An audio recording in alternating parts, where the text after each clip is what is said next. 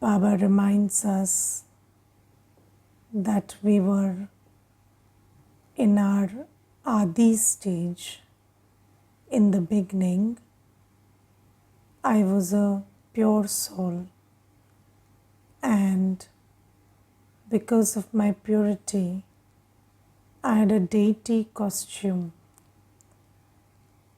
Baba says, your body also glistened like gold. It was Kanchan Kaya, and you deserved peace, happiness, prosperity, beauty, harmony. Not just a little of it, but a world full of it. And then Baba says that as we took birth after birth, so Ravan Rajya, the soul enters. And then in Ravan Rajya, slowly the vices or the rubbish enter the soul. And when the rubbish enters, then the soul loses its purity, and also the body starts to change. So Baba says the body becomes copper-like. And Baba says, why does that happen? Because there is the vice of lust, anger, ego, attachment, greed. And Baba says, with the vice of anger, your body becomes like copper. And with the vice of lust, it becomes like iron. So this is how everything starts changing. And also our relationship with nature. You see, when we are pure, nature serves us. And when we are impure, we fear nature, we serve nature. Yes, so Baba tells us that these days, people attach a lot of importance to taking care of animals and feeding the ants and insects and this and that. Why? Because now the consciousness of the soul is very low. So then nature is better than us. So then we become the servers and nature becomes the master. And in Satyug, the equation is reversed. I am the master and nature is the servant. So all this happens just because of one thing, purity. When we have purity, it's different. When there is lack of purity, it's different. And you see, not just that the body changes from, the color of gold to the color of copper, but also, Baba says that diseases creep in, and then there is untimely death. And these things are a result of the impurity of the soul. And then Baba says something very interesting. Baba says that those souls who were deities, they are not allowed to touch the idol of the deity also. Yes, so these days you cannot go and just touch the idol of the deity. Have you seen that in a temple? They will tie a big rope and then you have to stay very distant from the idol. And why? Because the deity is pure and the one who has come as a devotee is impure. And these things are, as a practice, we follow them, but we never think about it. And Baba says, it is your very form. When you were pure, you were the deity. And then when you're impure, you're not even allowed to touch your own, on your own idol. And Baba says, now you want to go back to purity, then you have to listen to me. And the first thing that Baba tells us, remember me. And Baba gives the example of honey today. And Baba says, when honey is extracted, then that honey is very, adulterated, and then it has to be cleaned. And when it is cleaned, the color changes. And Baba also gives the example of gold. So when alloy is mixed in the gold, then the color changes. Have you seen pure gold? The color of pure gold is very different. It's yellow. And then, the mixture, as the alloy is mixed, then slowly, gradually, the color changes. So Baba also says, it's the color of gold, and then earlier the bodies also had that color, and then the color changes. And then Baba says that all this impurity or alloy that's there in the soul, how can that be removed? So just like, you have to burn that gold in fire so that the impurity is finished. Similarly, Baba says that you have to have yoga with me. And in that yoga, you will burn the impurities or the rubbish that's there in you. But just think about it. How do you, so let's say I give you a candle and I tell you just burn the, gold in it and purify it. Can you purify the gold with a candle? No, you need a very strong flame. So Baba says similarly, you need to have intense and constant yoga. You cannot even cook a meal on fire which is not constant. So if the fire keeps, putting out and putting on, then you cannot even cook khichdi on it. Then how can you purify the soul without constant yoga? So Baba says you need intense yoga, you need to have that fire of love in yoga, and then you also need to have constant yoga. And when you have that with Baba, then the rubbish in you is removed. And then Baba says that when you start becoming like Baba, so Baba is the most pure, he is the ever pure. And when we start becoming pure, what are the signs of a pure soul? So Baba today gives us many signs. So first thing is, so when you become free of body consciousness, when you become free of vices, lust, anger, ego, attachment, then what are the signs? So first thing is you don't see evil. And what is evil? Everything in the world that you see with these two eyes is evil. Because it is all vicious and perishable. So you see, but your eyes don't linger on anything. You don't hold anything in your buddhi. If you remember anything of this old world that you see with the two eyes, that's a sign of impurity. And you see that the greater the impurity, the more miserable aspects of the world you think about and keep in your intellect. Yes, so the world is full of various degrees of rubbish. And you live in that world, but Baba says, if you have that rubbish inside you, then you focus on the worst kind of rubbish in the world, and you keep your intellect busy in thinking about it, and you keep your mouth busy in talking about it. So that is the sign of impurity.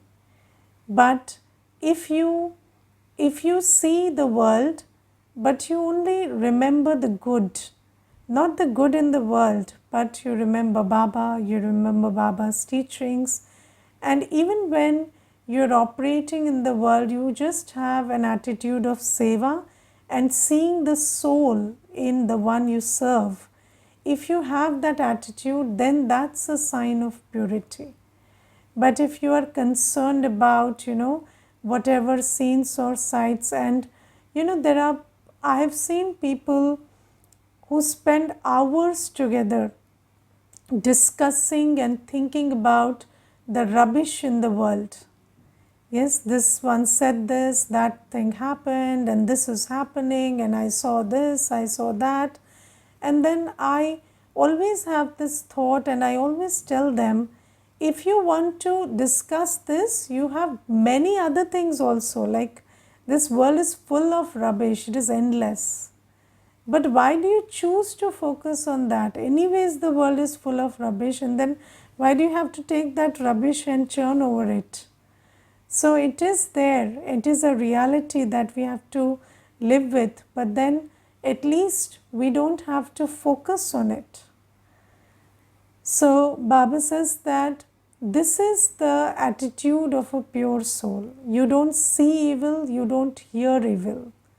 So if somebody tells you something which is not good for you, which is not good for your spiritual health, or there is so much of noise around you, so much that people send you as videos and messages and this and that. But if it is not of any use for your spiritual growth, you don't hear it.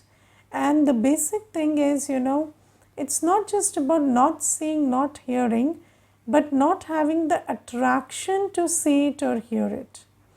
Because if you are impure, you have the attraction to see it or hear it, and then you fight with it a lot, but then sooner or later the attraction wins over. But if you focus on yoga, then you become pure, and then you don't have any attraction towards these things.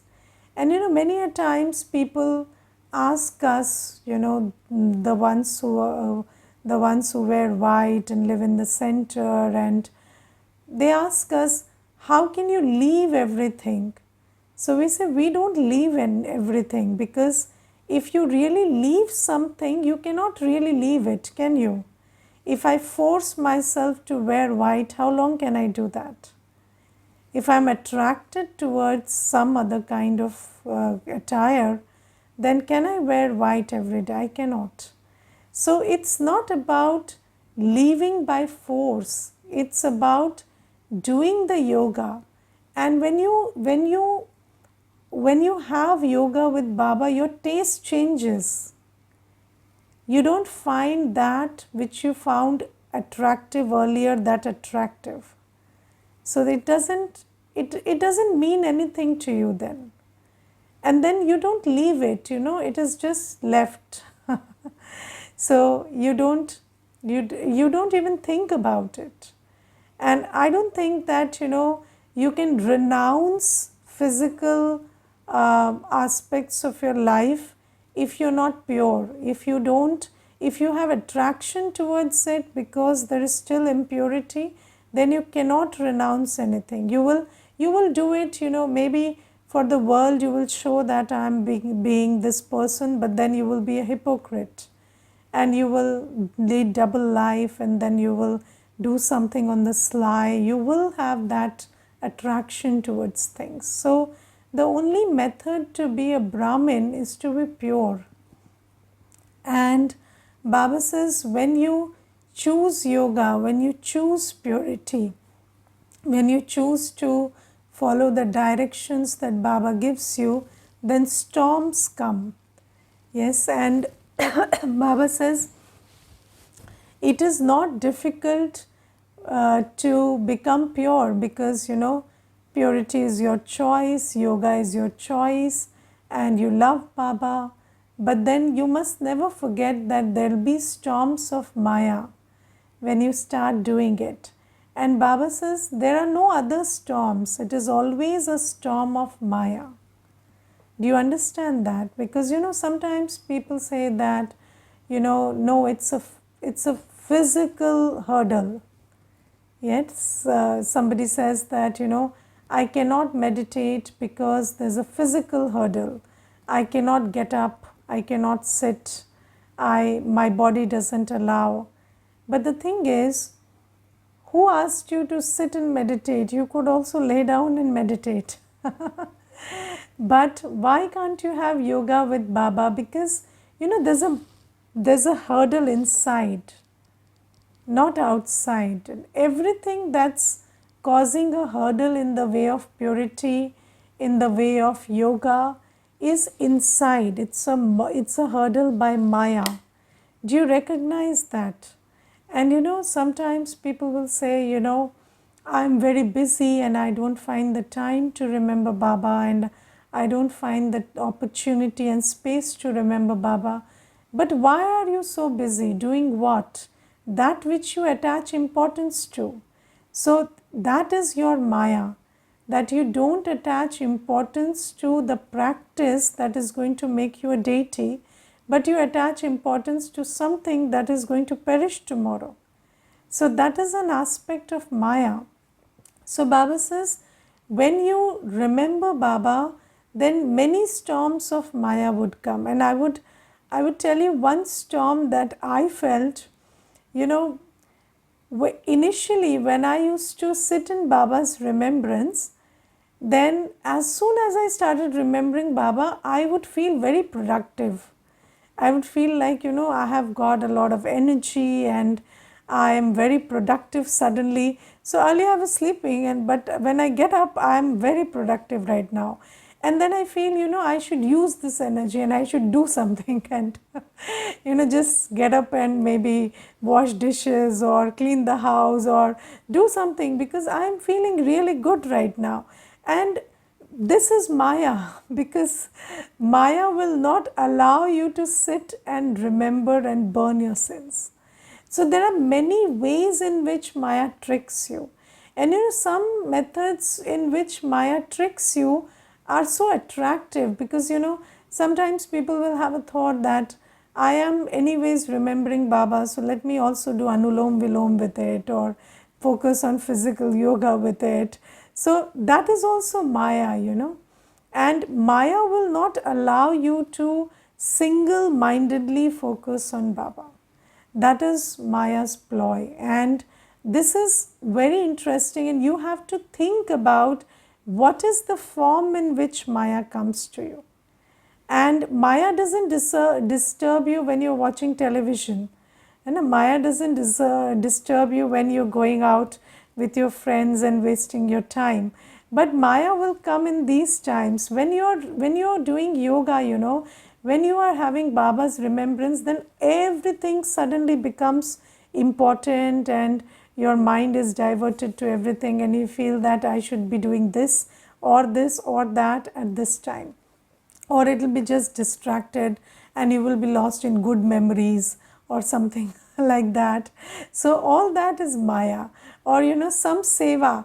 And there was another big thing that I faced about Maya. Whenever I started to, and I'll tell you this about even churning knowledge. So Maya troubled me in a way that whenever I started to remember Baba, I would start churning knowledge. So I would remember all the points of the Murli and I'll start churning on it. Or I'll start thinking about some seva. But okay, you might churn the points of Murli in the beginning to lay the foundation for yoga, but then later you have to have yoga. You must feel that absorption of light and might from Baba. But then Maya comes in these ways, and whole 45 minutes I used to churn just the Murli, or I used to just think about the seva that I have to do, or keep making plans. So these are many ways in which Maya comes up. And then there's one Mata, and I asked her, she's in Gyan for 20 years now. And I asked her, do you remember Baba? So she said, no. So I said, why don't you sit in remembrance? So she said, Didi, whenever I sit in remembrance, there is a lot of dark stuff from my past that just keeps coming up. And I see very dirty pictures and stuff like that. And I cannot even explain to you the kind of rubbish that comes in my awareness. And I don't like it. And whenever I do yoga, I just keep struggling with it, and I just keep fighting with it. And when I get up, I'm exhausted. So I gave up on yoga. So then I told her that, that is a storm of Maya. And then she said, what should I do in that case? So I said, don't pay any importance to it. Whatever is coming in your awareness, let it come. You just keep doing your yoga. And if you don't do that, then these things will, they'll translate into feelings and states, and then they'll try to stop your yoga. And that mata, she told me, I have not sat in yoga for the last 5 years because I'm so scared. So Maya comes in many ways, and whatever stops you or makes you get up from yoga or stops you from having good remembrance, all that is Maya. So Baba says, and what do you do with storms? You don't fight with it. Yes, when there's a storm in the sea, then what do the boats do? They find they sit in the center of the storm, and that is the eye of the storm, and then they are completely unaffected. So, if you are in the eye of the storm, you are not budging from that center place, then the storm will come and go, it will not affect you. So, Baba says, let the storm be around you. You just, in the middle of the storm, you become soul conscious and remember Baba. So all those thoughts of attractions, those pulls, those things that make you scared and afraid, or you're feeling that your body is not able to sit or something. And I've seen, in Yog Bhattis, what happens, brothers and sisters, they would be just, they would feel, it would feel like, if you just ask them to, they would run away right now. They would be feeling so agitated, and it would be like, I can't sit, and my leg is hurting, and this is hurting, and that is hurting. And as soon as the yoga, the meditation stops, the class starts, they're fine.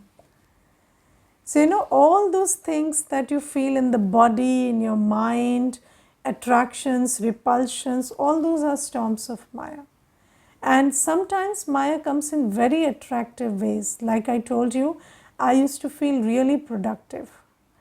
But Baba says that you have to identify the storms, and then you have to let them be, and you continue with your yoga despite everything. And Baba says this is one thing you have to pay attention to remove the rubbish. And then Baba says there's purity, the practice of celibacy, pure food and other stuff. And then there is also seva. So Baba is giving a lot of directions about seva today. And Baba says that you must do seva whenever and whatever required. So, you must make an effort to be always present on seva. And Baba says, some children become lords, Nawab. And then what happens is, at the time of seva, they would feel that I am feeling sleepy. And Baba says they would renounce the seva and go and sleep. So Baba says, no, you sleep when there's time to sleep, but during seva, you do seva. And I remember there was one Didi I was traveling with, and it was a car journey, 1 hour journey. And when she got into the car, we were 4 people in the car. And then as soon as she sat in the car, she slept. And then 1 hour later, when we reached the destination, she got up. And then I asked her, Didi, were you feeling sleepy? Didn't you have proper sleep? So then she said, no sister, you don't know how the day will pan out. So now I had time, I slept. and even if I can't sleep for the next 2 days, it's fine. So you see that when you are a yogi, you sleep whenever there's time to sleep. You don't waste your time. And then when there is seva, you're always ready for seva. You don't say, I'm feeling sleepy, I'm feeling tired. That's not the ways in which yogis work. And then Baba tells us that even if it's your meal time and then there is some seva, you finish the seva and then have your meal. And I will tell you something in this regard. So, Dadi Janki ji, so when the gas was invented and we started cooking on the gas, then Dadi Janki ji and there was another sister with her, and then that sister was cooking, and then somebody came, some student, and then Dadi said, go and attend her. And then the sister said, but I've put this on for cooking and then it has to be cooked now, so I cannot go and attend right now. Then you know what Dadi did? She just switched off the gas and she said, do you know why technology developed? Because earlier we used to have chulha, and if you just put out the chulha, then you cannot reignite it. But now you have the gas and you can switch it on and switch it off. So whenever there is any seva, you just switch it off, go and come back and then do it. Do the cooking. So, whether you are having meals, whether you are doing some cooking for your own self, Baba says seva first. And we must have this kind of dharana, because you see, if we don't pay attention to seva, then we cannot, how many sins, you cannot burn all your sins through yoga alone.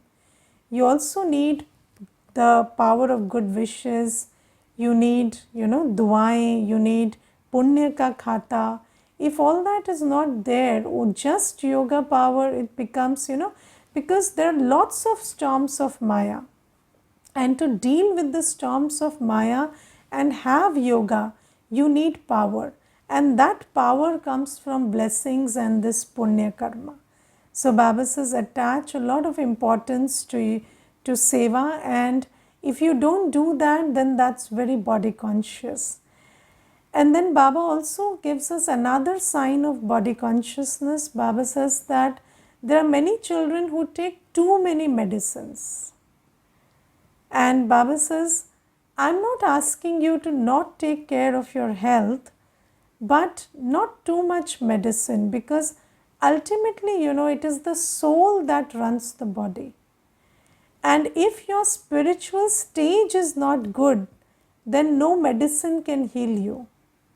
So attach more importance to building your spiritual stage. And I'll give you one example, which is not even about the spiritual stage. I'll tell you, there's one brother and he had some issue with his, with his breathing and something, and then he went and consulted a doctor. And the doctor gave him 5 medicines, and the doctor said, you must drink enough water, okay?